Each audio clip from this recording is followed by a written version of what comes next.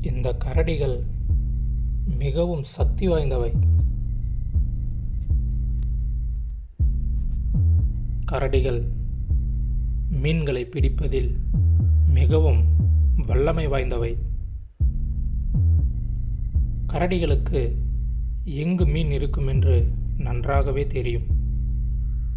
ஆற்றில் நீரோடையில் நீந்தி வரும் மீன்களை துல்லியமாக கணக்கிட்டு கவும். இதன் முக்கியமான உணவில் ஒன்று இந்த மீன்கள்தான்.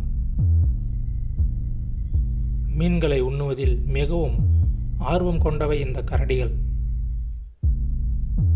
கரடிகளுக்கு மீன்களே பொருத்தமான உணவு என்றும் சொல்லலாம். எங்கு மீன் வரும், எப்படி பிடிப்பது என்று நன்றாகவே அறியும் இந்த கரடிகள். மீன்களை பிடிக்கவே மிகவும் தந்திரமான வழிகளை கையாளும். காட்டில் திரியும் கரடிகள் மிகவும் புத்திசாலி.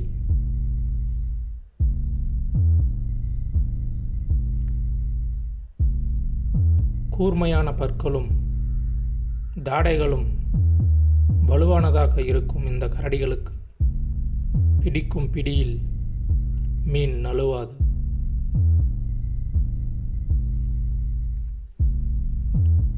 மீன்களை பிடிப்பதிலேயே பொழுதை கழிக்கும் இந்த கரடிகள்.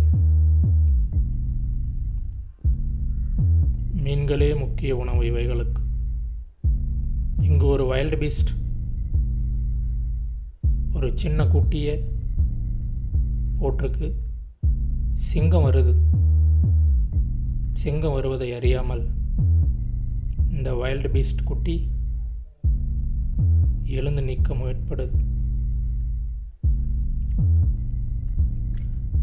சிங்கங்கள் எதையும் எதிர்பார்க்காது. ஆனால் உணவு கண்ணுக்கு தென்பட்டு விட்டால் எப்படியாவது அதை அடைந்தே தீரும்.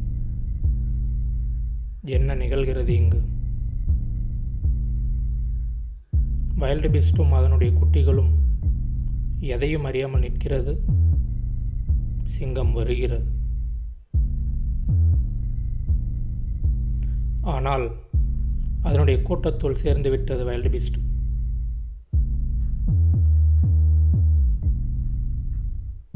காட்டில் இடியும் மழையும் ரொம்பவே சாதாரணமானவை.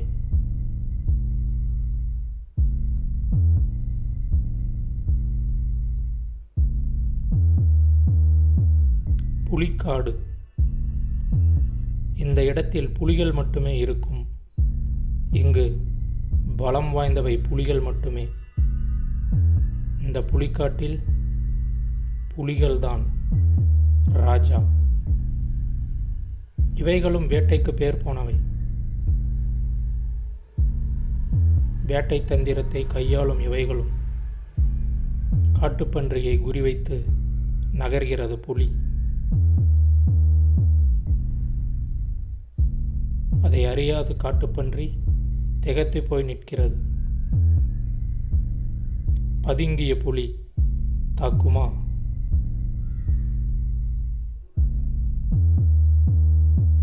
பன்றி சென்று விட்டது. புலி தன்னுடைய கூட்டத்தோடு இணைந்து விட்டது. மீண்டும் வேட்டை தொடர இரவு ஆகும். அதற்கு இப்பொழுது தேவை. இதற்கு ஓய்வு. இரவு நேர வேட்டைக்கு தயார்.